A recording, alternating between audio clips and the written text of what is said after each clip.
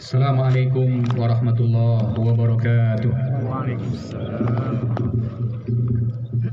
Innal hamdalillah nahmaduhu wa nasta'inuhu wa nastaghfiruh wa na'udzu billahi min shururi anfusina wa min sayyiati a'malina. May yahdihillah fala mudilla lahu wa may yudlilhu fala hadiya lahu. Asyhadu an la ilaha illallah wa asyhadu anna Muhammadan abduhu wa rasuluh la nabiyya wa la rasula ba'dah. Allahumma salli wa sallim ala nabiyyina Muhammad sallallahu alaihi wasallam wa ala alihi wa sahbihi wa man tabi'ahum bi ihsan ila yaumiddin. Ya ayyuhalladzina amanu taqullaha haqqa tuqatih wa la tamutunna illa wa antum muslimun. Allahu akbar, Allahu akbar, Allahu akbar, Allahu akbar, Allahu akbar, Allahu akbar, Allahu akbar, Allahu akbar, Allahu akbar. La ilaha illallah wallahu akbar, Allahu akbar walillahil hamd. Kaum muslimin dan muslimat, jamaah salat Idul Fitri 1442 Hijriah yang dirahmati Allah Tabaraka wa Ta'ala.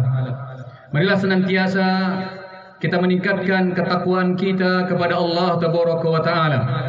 Takwa dalam arti yang sebenarnya adalah mengerjakan perintah-perintah Allah dan Rasulnya, dan diiringi dengan meninggalkan larangan-larangan Allah dan Rasulnya. Sebagaimana pesan Allah Tabaraka wa Ta'ala, wa tazawwadu fa inna khairaz zadi taqwa. Berbekallah kalian wahai sekalian manusia, karena memang dunia ini adalah tempat kita berbekal, dan sebaik-baik bekal kata Allah Tabaraka wa Ta'ala adalah bekal ketakwaan kepada Allah Tabaraka wa Ta'ala. Kaum muslimin dan muslimat, jamaah salat Idul Fitri yang dirahmati Allah, ketakwaan itu salah satunya kita wujudkan dengan bersyukur kepada Allah Tabaraka wa Ta'ala.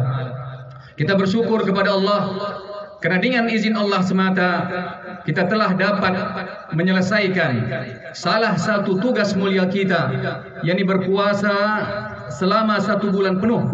Dan alhamdulillah, puasa Ramadan kita mulai dengan secara bersama-sama dan kita akhiri dengan secara bersama-sama. InsyaAllah ini adalah pertanda kebaikan, bahwa umat Islam akan bersatu, bahwa umat Islam akan satu kalimat untuk kembali menggapai kemenangan, kembali menggapai persatuan, yang dengan hal itu InsyaAllah kejayaan Islam akan kembali tegak di bumi Allah Tabaraka wa Ta'ala. Dan juga kita bersyukur dan berbahagia karena kita telah dapat menyelesaikan ibadah puasa. Sebagaimana kata Rasul sallallahu alaihi wasallam, lis-shaimi farhatan, bahwa bagi orang yang berpuasa dia memiliki 2 kebahagiaan. Farhatun inda fitrihi. Yang pertama adalah dia berbahagia karena dia telah selesai melakukan ibadah puasa tersebut. Dia mampu menjalankan perintah Allah Tabaraka wa Ta'ala. Dia mampu kembali menikmati hal-hal yang sebelumnya dilarang oleh Allah Tabaraka wa Ta'ala pada siang hari. Dan yang kedua, wa farhatun inda liqa'i rabbih. Dan kebahagiaan yang kedua bagi orang yang berpuasa, kata Rasul sallallahu alaihi wasallam, adalah kebahagiaan ketika dia nanti bertemu dengan Allah Tabaraka wa Ta'ala. Dia bahagia karena nanti bertemu dengan Allah, mendapatkan ganjaran pahala yang terbaik. Dia bahagia karena ketika dia bertemu dengan Allah, maka Allah pun menyambutnya dengan perasaan gembira.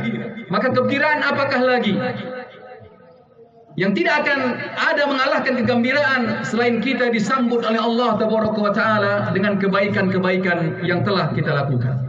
Kaum muslimin dan muslimat, jemaah salat Idul Fitri yang dirahmati Allah. Dan di sisi lain kita juga masih bersedih. Yang pertama, karena musibah corona masih melanda kita.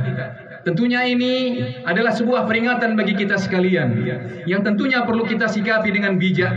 Kita tetap menjaga protokol kesehatan, kita tetap menjaga diri, agar jangan sampai diri kita terkena penyakit tersebut. Dan juga kita iringi dengan berdoa kepada Allah Tabaraka wa Ta'ala, sebagaimana doa yang diajarkan oleh Rasul sallallahu alaihi wasallam, Allahumma inni a'udzubika minal barasi. Ya Allah, aku berlindung kepadamu, karena memang hanya kepada Allah kita berlindung.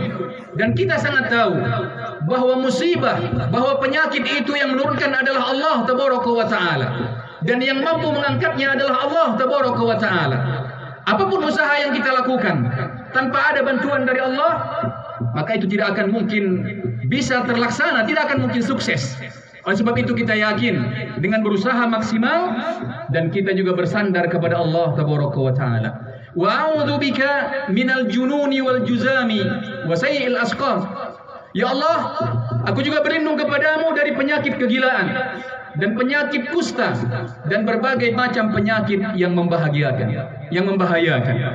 Dan kita juga bersedih kaum muslimin dan muslimat yang rahmati Allah, bagaimana saudara-saudara kita kaum muslimin di bumi Palestina saat sekarang ini mereka sedang diuji oleh Allah Tabaraka wa Ta'ala. Tentunya sebagai kaum muslimin, sebagaimana kata Rasul sallallahu alaihi wasallam, "Matsalul mu'minina fi tawaddihim wa tarahumihim wa ta'atufihim kamatsalil jasad idza ishtaka minhu 'udwun tada'a lahu sa'irul jasad bis-sahari wal humma."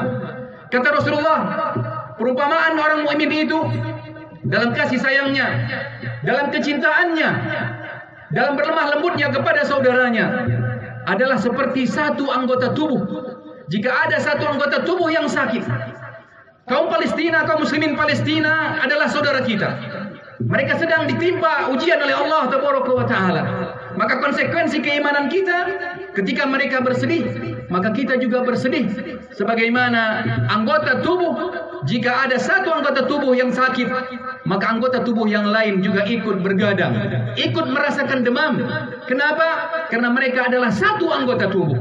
Begitu juga kaum muslimin, dimanapun kaum muslimin berada, selama dia berada di atas agama Islam, dia adalah saudara kita.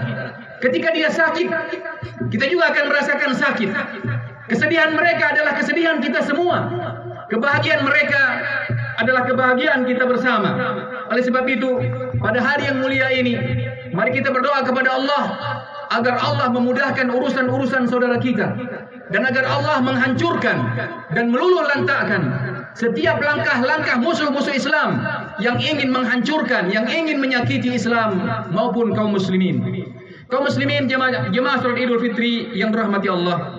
Selanjutnya, bahwa kita ketahui hakikat dari Idul Fitri ini adalah bagaimana kita terus menambah ketaatan kita kepada Allah Tabaraka wa Ta'ala, dan juga kita terus istiqomah di atas ketaatan tersebut, dan juga kita mendapatkan ampunan dari Allah Tabaraka wa Ta'ala, sebagaimana yang disebutkan oleh Al-Imam Ibn Rajab dalam kitabnya Lataiful Ma'arif, "Laisal 'idu liman labisal jadid."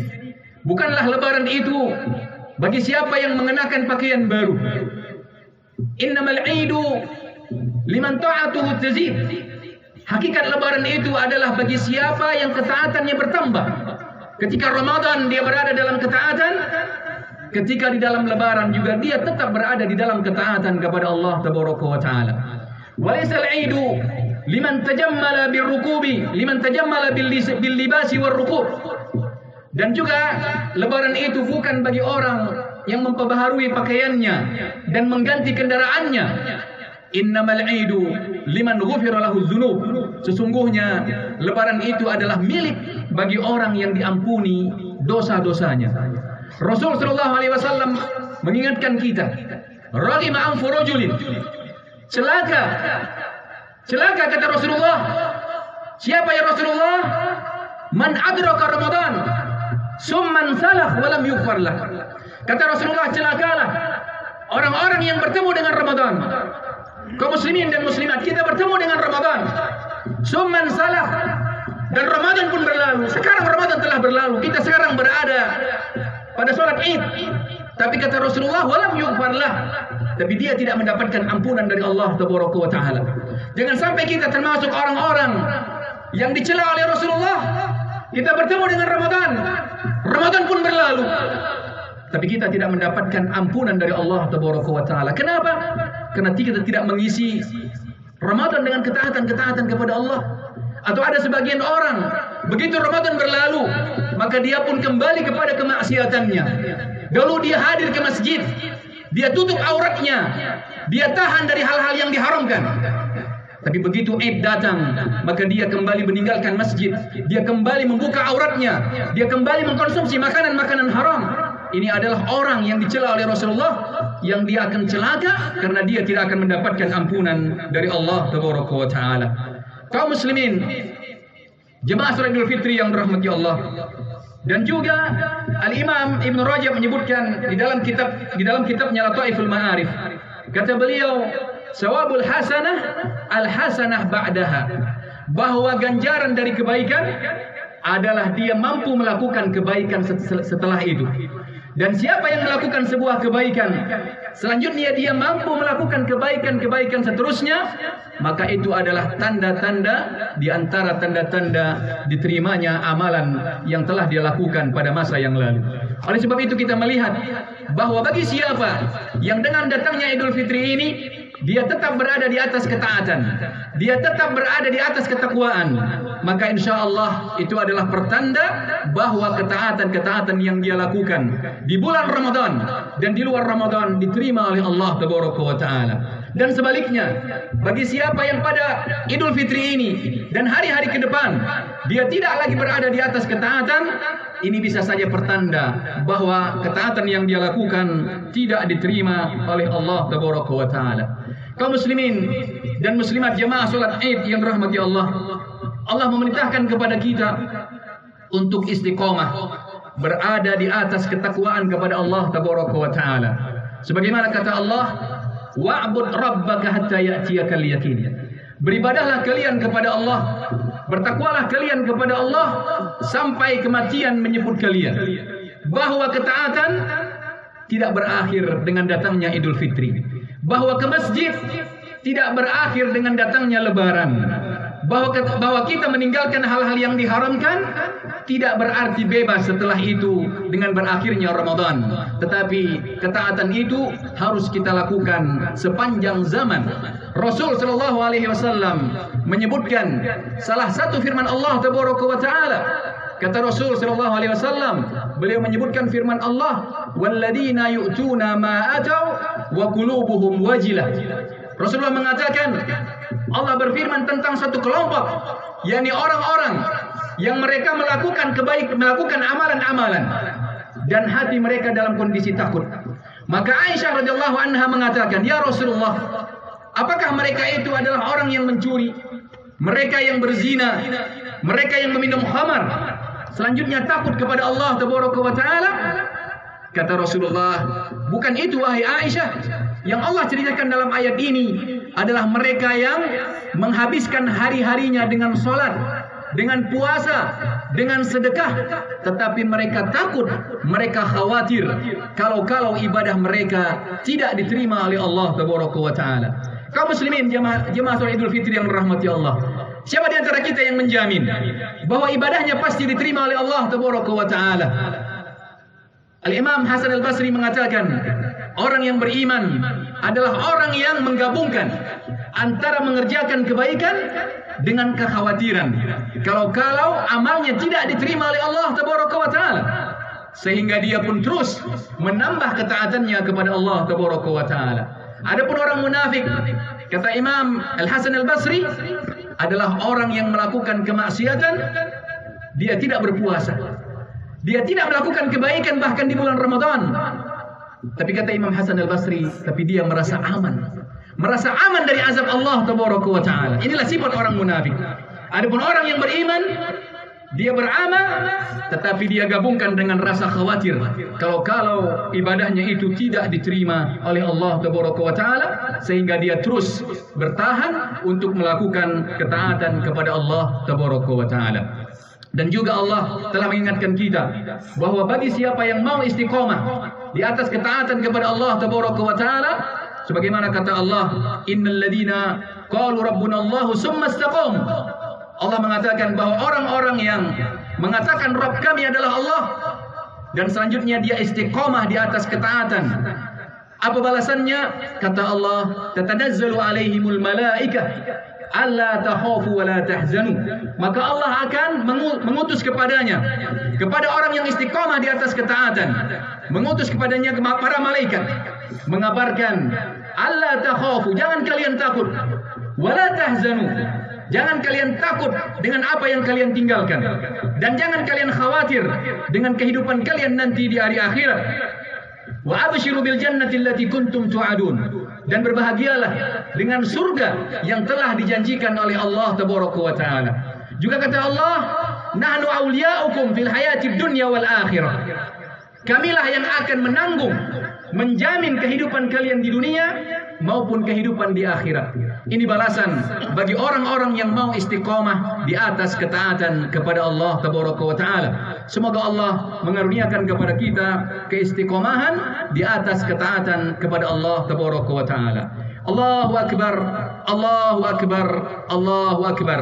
La ilaha illallah wallahu akbar. Allahu akbar walillahil hamd. Kaum muslimin dan muslimat jemaah salat Idul Fitri yang dirahmati Allah tabaraka wa taala, adalah kebiasaan di tengah-tengah masyarakat kita. Ketika datang Idul Fitri, maka kita terbiasa untuk saling berbagi hadiah. Dan ini adalah sebuah kebaikan, karena kata Rasulullah SAW, tahaddu tahabbu, saling memberikan hadiahlah, maka kalian akan semakin mencintai, akan semakin menyukai. Tapi Rasulullah mengingatkan kepada kita, ada satu hadiah spesial yang ketika ini belum dilakukan, maka pada hakikatnya kita belum memberikan hadiah apa-apa. Ketika hadiah ini belum kita berikan, maka pada hakikatnya apapun yang kita berikan itu tidak bernilai apa-apa. Terutama hadiah yang diberikan oleh seorang orang tua kepada anaknya. Dalam hadis yang diriwayatkan oleh Imam Tirmidzi dan Imam Ahmad, Rasul SAW mengatakan, ma nahila walidun waladan min nahlin afdalu min adabil hasan. Kata Rasulullah, tidak ada hadiah yang terbaik yang diberikan oleh orang tua kepada anaknya selain pendidikan yang terbaik. Artinya apa? Bagi para orang tua yang sudah membelikan baju baru, yang sudah membelikan kendaraan baru, atau bahkan sudah membelikan rumah baru bagi anaknya, tapi kata Rasulullah, kalau dia belum memberikan hadiah pendidikan terbaik, maka pemberian itu belum berarti apa-apa. Oleh sebab itu kaum muslimin, jemaah Jumat, jemaah salat Idul Fitri yang dirahmati Allah, mari kita perhatikan apa hadiah itu. Mari kita perhatikan bagaimana Rasulullah SAW senantiasa memberikan hadiah-hadiah terbaik kepada orang-orang yang berada di sekitarnya. Yang pertama adalah bagaimana Rasulullah memberikan hadiah terbaik kepada Ibnu Abbas, sepupunya. Ibnu Abbas bercerita bahwa pada suatu hari aku dibonceng oleh Rasulullah SAW di atas unta. Maka Rasulullah pun berpesan kepada aku. Kata Rasulullah, ya ghulam, inni u'allimuka kalimat. Wahai Ibnu Abbas, wahai anakku, aku ingin berpesan kepadamu dengan beberapa pesan. Ihfadillah yahfadka. Jagalah Allah, jagalah syariat Allah. Jangan ketika Ramadan berlalu, syariat Allah pun sudah tidak kita jaga lagi. Jangan karena Ramadan karena Lebaran sudah datang, syariat Allah pun sudah kita lupakan. Jagalah syariat Allah, kata Rasulullah, yahfadka, maka Allah akan menjagamu. Ihfadillah tajidhu tujahak. Jagalah syariat Allah, kata Rasulullah kepada Ibnu Abbas, maka engkau akan dapati, wahai anakku, Allah akan senantiasa membantumu. Wa idza sa'alta fas'alillah.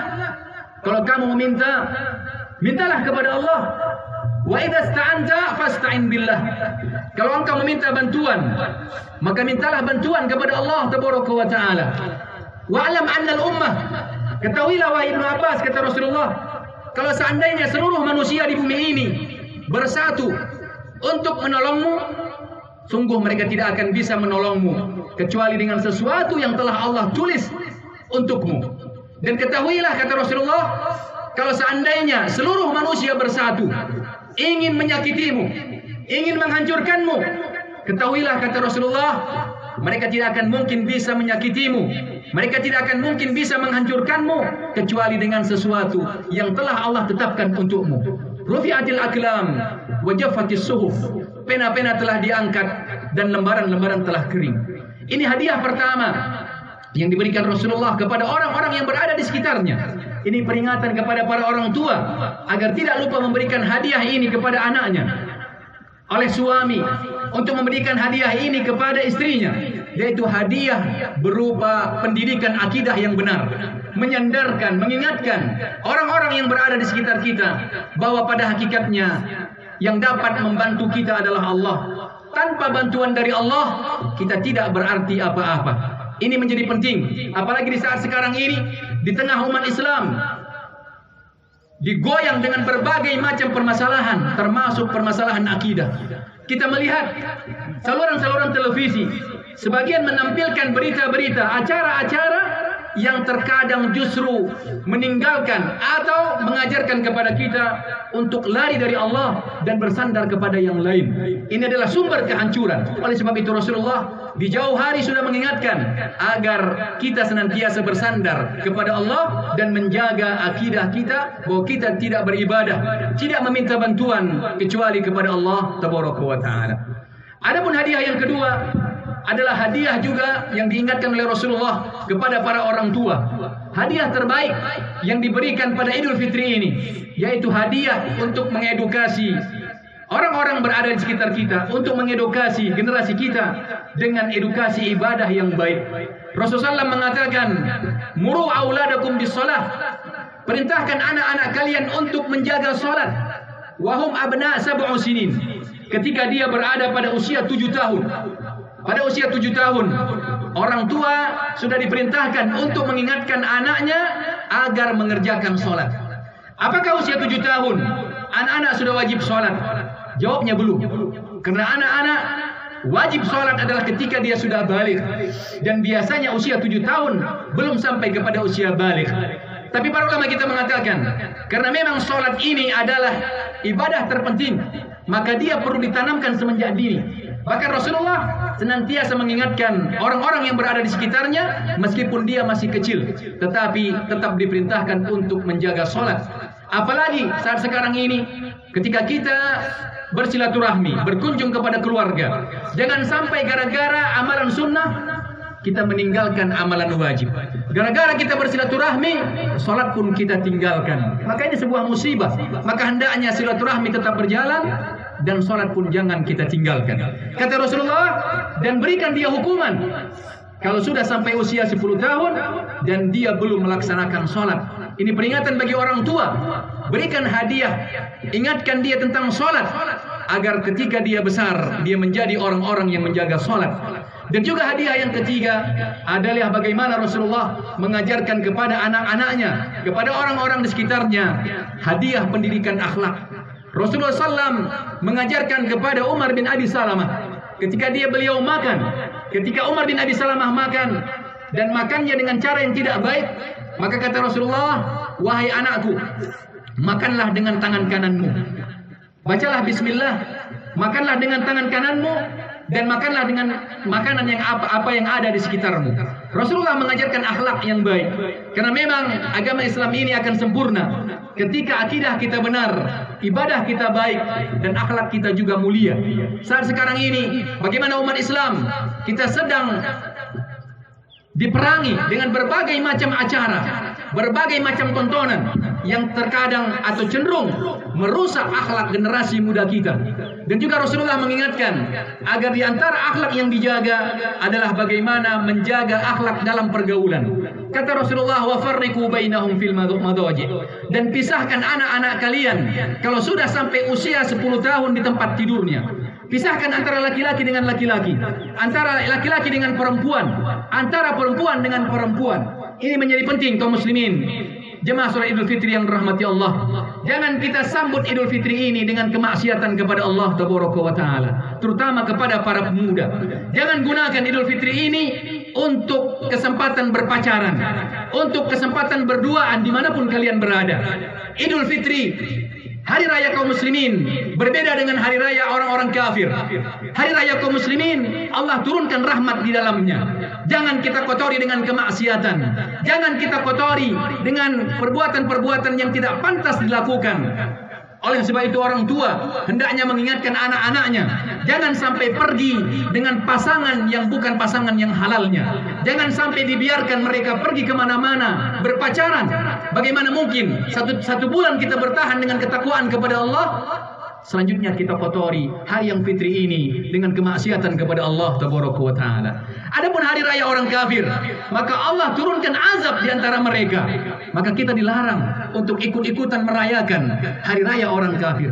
Maka jangan jadikan hari raya kaum muslimin seperti hari rayanya orang kafir. Kenapa? Karena kemaksiatan yang kita lakukan. Dan juga bagaimana Rasulullah mengingatkan orang-orang yang berada di sekitarnya untuk menjaga adab berpakaian. Karena ini juga menjadi penting. Jangan sampai orang tua karena sayangnya kepada anaknya membelikan pakaian-pakaian, tapi justru pakaian-pakaian yang bertentangan dengan syariat Islam. Rasulullah mengatakan, ketika aku dimi'rajkan, maka diperlihatkan kepadaku dua kelompok manusia yang aku belum pernah melihatnya. Yang pertama, kata Rasulullah, adalah sekelompok manusia yang mereka memukuli dirinya, mencambuki dirinya dengan ekor lembu. Siapa ini? Kata Rasulullah, mereka adalah para penguasa, para pemimpin yang mereka mempunyai kekuasaan, tapi mereka gunakan untuk menzolimi masyarakatnya. Ini peringatan kepada para pemimpin dari tingkat yang terendah sampai tingkat tertinggi. Jangan sampai kita menzolimi orang-orang yang berada di bawah kepemimpinan kita, karena nanti akan dihukum dengan memukuli diri atau orang-orang yang memiliki kekuasaan tersebut. Yang kedua, kata Rasulullah, kelompok yang tidak aku pernah melihatnya adalah nisaun kasiyatun ariyat, yakni perempuan, dia berpakaian tapi telanjang. Kata para ulama kita, subhanallah, bagaimana kata Rasulullah, para wanita dia berpakaian tapi telanjang. Siapa ini? Jangan sampai kita sambut lebaran dengan berpakaian tapi telanjang. Al-Imam Muslim menjelaskan hadis ini di dalam kitab.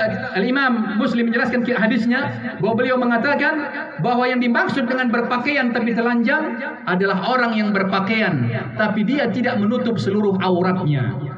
Ini pelajaran bagi para orang tua kepada para suami. Jangan sampai lebaran ini kita kotori dengan pakaian anak-anak kita, pakaian istri-istri kita yang tidak menutup aurat secara sempurna. Aurat perempuan adalah seluruh tubuhnya kecuali wajah dan telapak tangan. Tidak ada boleh yang terbuka bagi bagian tangannya atau bagian kakinya. Kata Rasulullah, kata para ulama kita, bahwa bagi siapa perempuan yang ketika dia keluar rumah atau berada di hadapan mahramnya, dia berpakaian tapi tidak menutup auratnya secara sempurna, maka pada hakikatnya dia berpakaian tapi masih telanjang. Yang kedua, yang dimaksud dengan berpakaian tapi telanjang adalah orang-orang atau para wanita yang berpakaian tapi pakaiannya ketat, membentuk bagian-bagian tubuhnya.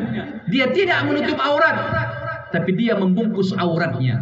Maka bagi para wanita atau siapa saja yang ketika dia keluar rumah, dia berpakaian tapi tidak menutup auratnya, hanya membungkus, membentuk auratnya, kata Rasulullah, ini adalah orang yang berpakaian tapi telanjang. Dan yang ketiga adalah orang yang berpakaian tapi berpakaian dengan tipis, sehingga tubuhnya terlihat dari luar, pakaiannya tidak menutupi auratnya. Orang-orang ini dikatakan Rasulullah adalah orang-orang yang berpakaian tapi telanjang.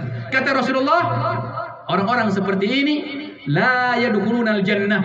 Orang-orang yang berpakaian tapi telanjang, dia tidak akan masuk surga. Wala yajidna rihaha, bahkan dia tidak mencium baunya surga. Kata Rasulullah, padahal surga tersebut bisa dicium dari jarak sekian dan sekian. Ada yang mengatakan dari jarak 10-70 tahun perjalanan, karena saking wanginya surga tersebut. Tapi orang yang berpakaian tapi telanjang, jangankan masuk surga, mencium bau surga pun dia tidak akan pernah menciumnya. Ini menunjukkan betapa jauhnya dia dimasukkan oleh Allah ke dalam neraka. Inilah hadiah-hadiah yang penting kita berikan kepada orang-orang di sekitar kita. Kita saling mengingatkan di atas ketakwaan kepada Allah Tabaraka wa Ta'ala, agar kita tetap istiqomah dan kita meninggal di atas keistiqomahan, di atas ketaatan kepada Allah Tabaraka wa Ta'ala. Innallaha wa malaikatahu yusholluna 'alan nabi ya ayyuhalladzina amanu shallu 'alaihi wa sallimu taslima. Allahumma ighfir lil muslimina wal muslimat wal mu'minina wal mu'minat al ahya'u minhum wal amwat innaka sami'un qaribun mujibud da'wat. Allahumma arinal haqqa haqqan warzuqna ittiba'ah wa arinal batila batila warzuqna ijtinabah. Rabbana atina fid dunya hasanah wa fil akhirati hasanah wa qina adzabannar walhamdulillahi rabbil alamin.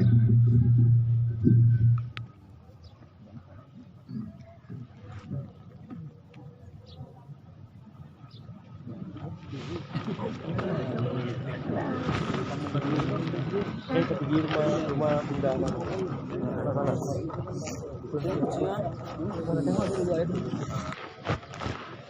Assalamualaikum warahmatullahi wabarakatuh. Waalaikumsalam. Innal hamdalillah